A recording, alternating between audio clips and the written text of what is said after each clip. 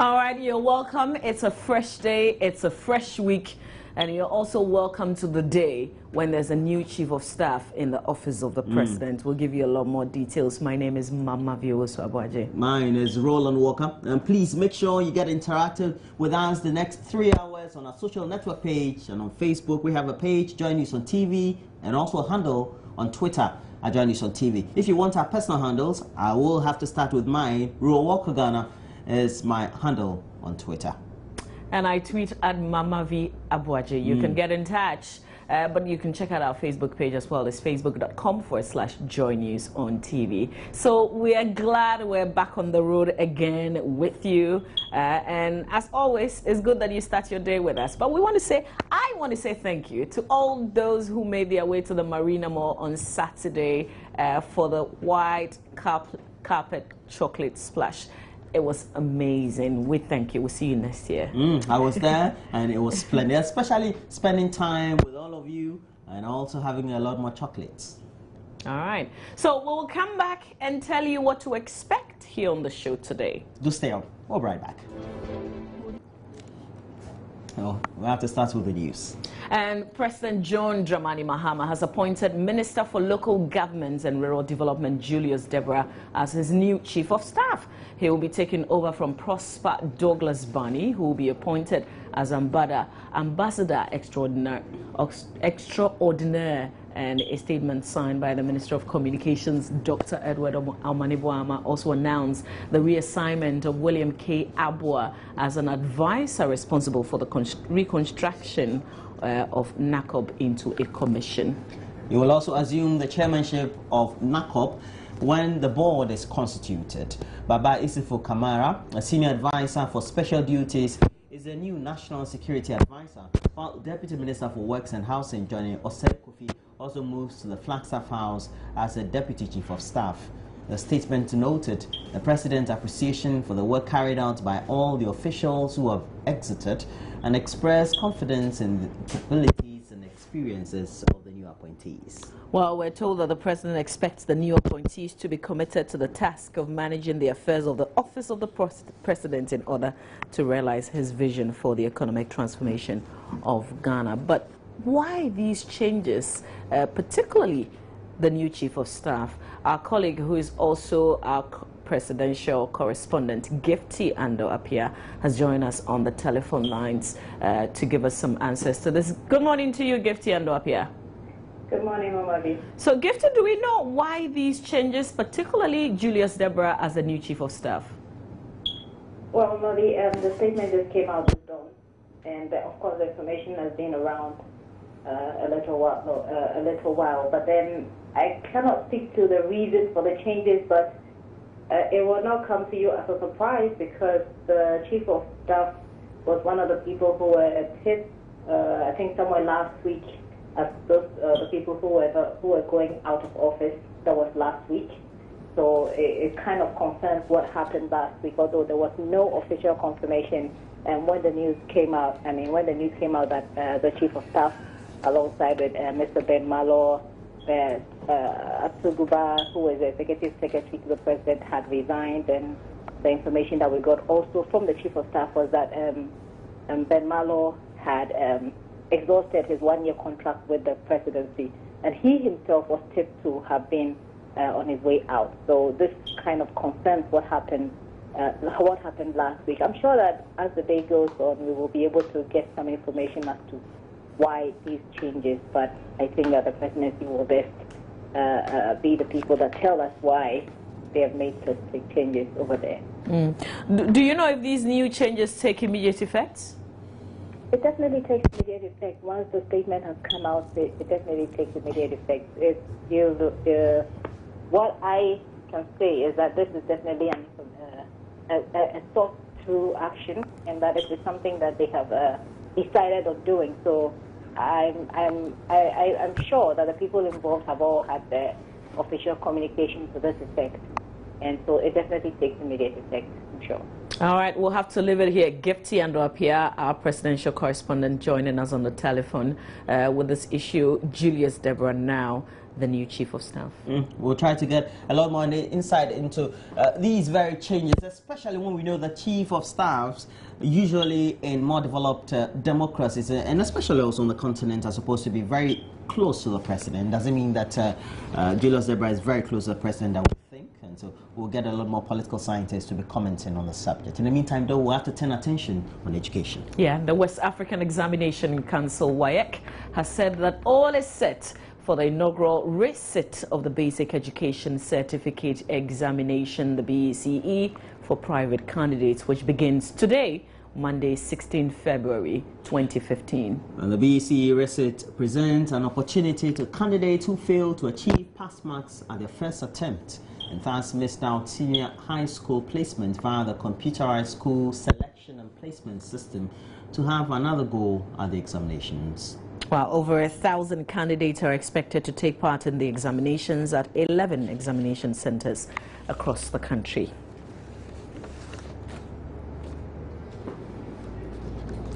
The increasing rates of attacks on journalists by unscrupulous people, particularly police and other public officials, is raising concerns and tensions, especially among the media fraternity. Well, 2 of our own journalists here, the Multimedia Group, were assaulted in line of duty by 2 marine policemen on the Senchi Ferry in the Sojaman district on Saturday.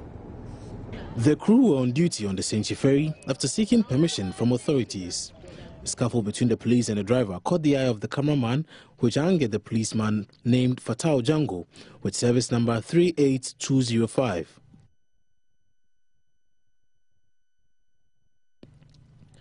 Our reporter Matilda Wemega was shoved aside when she tried to intervene. The policeman tore the belt and trousers of the cameraman in the process of dragging him off the ferry. Another officer named Tete from nowhere slapped the cameraman David McCarthy from behind. Some eyewitnesses shared their account. Initially, I saw one of your guys with the camera shooting around. And then I saw 2 policemen arresting one trailer driver with an handcuff. So they were asking the trailer driver to move the car outside whilst with the handcuff. So they realized that the guy was then shooting the video. So they just jumped on him, trying to take the camera from him. And then by so doing the struggle, one of the police guys just slapped him. Na me wo ye gina ho pe se ye ne ye ti ai ferry ni mu ana ye ba ni sei eti mi di kan wo se container tenten no e na me hu se omo de anko person omo de to driver ne nsa ti de me hu ya se me bra yi omo aso journalist ne tare mu sei na yi na ehye no o person oje camera no eti de mu ya se police ni ba akoso aba a o report man se da ma o cover ayi na omo ye no na ohu na so e na na so de obo no papa. And no idea me who ya my cry cast idea. In fact, ye may ye.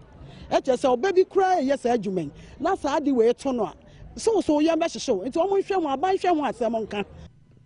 A formal complaint has since been made at the police headquarters in Accra.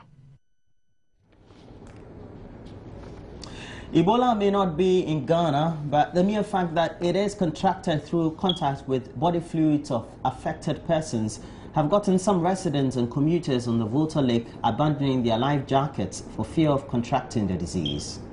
We'll bring you a report filed by Matilda Wemega.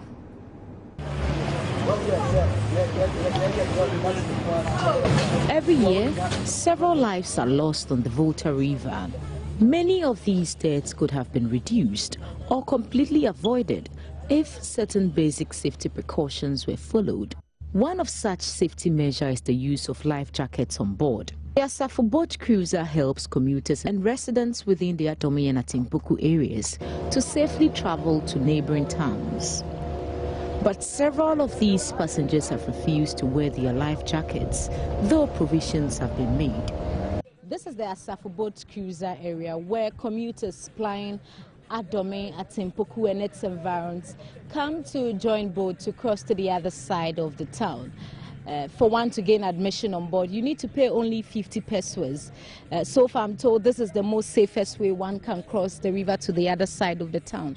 But one interesting and frightening observation I made here is the refusal of passengers to use their life jackets. I'll be interacting with the passengers to find out their reasons for not using their life jacket. So I'll be sitting in. Why aren't you wearing your life jacket? As you can see, in the boat, we don't have life jacket in the boat. Is it true that there's no life jacket in the boat? Yeah, usually when they started at first. We want to talk to you briefly. We want to find out from you. Is it true that there are no life jackets in this boat?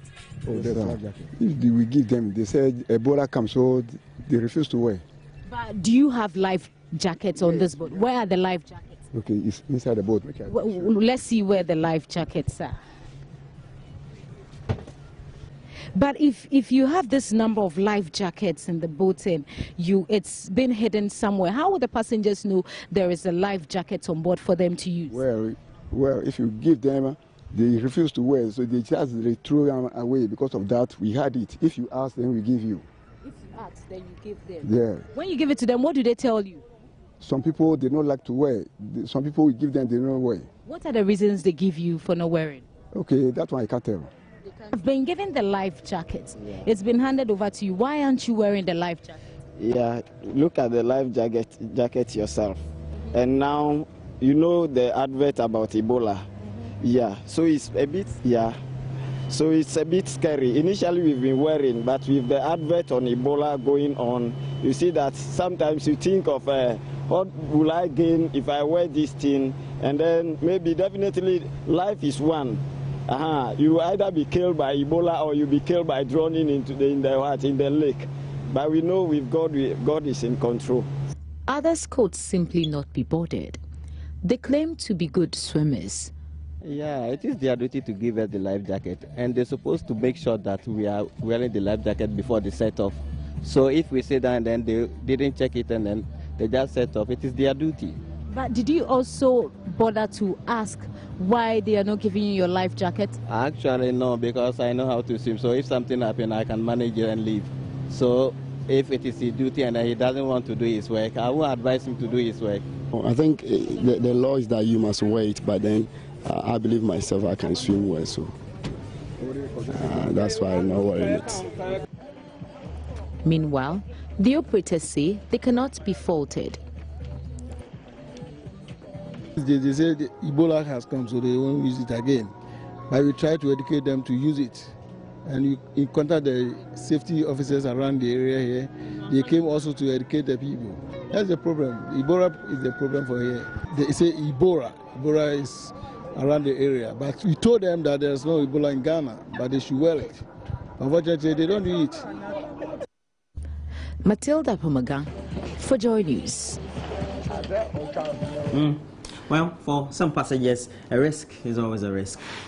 Abandoning your life jacket for fear of Ebola. I wouldn't do that, though. Amazing. Well, we're moving on, though, and contractors working on the construction of the Lambusi Community Day Senior High School say they are confident they will finish the job in the one-year deadline remaining. What is interesting, however, is that they are still casting the ground beams. Well, AMPA US regional correspondent Rafik Salam took a trip to the site and reports that only a little over 20% of construction work has so far been done by the construction company Jolisan Company Limited. As part of efforts towards making secondary school education accessible to every Ghanaian, irrespective of location, President John Dramani Mahama last year broke the ground for work to commence simultaneously on the first batch of 200 Community Day Senior High Schools he pledged in the 2012 NDC campaign. 3 communities in the Upper West region are benefiting from the project. These are Zini in the Sisala West District, Dorimo in the Wa West District, and Lambusi in the Lambusi-Karni District. Construction work is progressing steadily on the Dorimo and Zini Community Senior High Schools, as both have casted the concrete floor of the 5.5 million Ghana cedis project. However, that is not the case for the Lambusi Community Day School, which is being constructed by Jolisan Company Limited and supervised by the Architectural and Engineering Services Limited. It will be constructed in the E-block form, consisting of 24 classrooms, 4 laboratories, 2 libraries, 8 offices and an ICT facility with internet connectivity, as well as washrooms, amongst others. Staff accommodation and security posts will be added to the school when funds are available, while government upgrades the school to a boarding status in the future. It is envisaged that when the project is completed, it will address the admission challenges of JHS graduates in the area and would as well encourage the students to learn within their own environment. An engineer at the Architectural and Engineering Services Limited, AESL, Inusa Bipuat, told Joy News in an exclusive interview that even though they are still casting the ground beams, they will finish before the stipulated February 2016 deadline. The current stage is they are casting the ground beam, and then the hardcore filling is also taking place at the same time. They have finished with the ground beam at A, and then they have moved to now the B is the ground beam, the casting of the ground is concluded, and the casting of the column is also concluded at D. So that's the current stage of the West. Yeah, the challenges we have encountered really is during the dry season and the stability of the business is a problem. That is what that I will finish the work, even though we are listening, I will finish the work. Percentage of work done so far is pegged between 20 to 25 by the consultants. But that notwithstanding, the district chief executive, Bom Kofi Giaka, is already upbeat about the benefits the people will derive from the project. Project that wouldn't help, I don't think it would have been an electoral promise by His Excellency. He already talked of access to education, and that is part of that. Not only access, quality, looking at the project and what is going to happen. Currently, it's helping them because the people are benefiting. It is a source of job for them, and it's going to help. It is going to bring development to the place. Rafiq Salam's reports for Joy News. So that'll be it for the news. In the meantime, though, we still have to remind you that there is a breaking news, of course. Yeah, you're waking up to the news that there's a new chief of staff at the office of the president. Julius Deborah, the local government minister, is now the new chief of staff. His deputy is also the deputy minister for works and housing, Johnny Osei Kofi. He now moves to the Flagstaff House as deputy chief of staff. A lot more changes that we'll be sharing with you. But before he moves to the Flagstaff House, though, maybe I got a last say. As Minister of Local Governments and Rural Development, I sat down with him. We will bring you back that interview before he makes his way to the Flagstaff House later today. Okay, so we'll see how that goes. Perhaps you never know, I could be the next minister in place of him. Well, but there are still a lot of questions to be answered, though. Who is the new local government minister? We'll fill you in all the details as and when we do have it.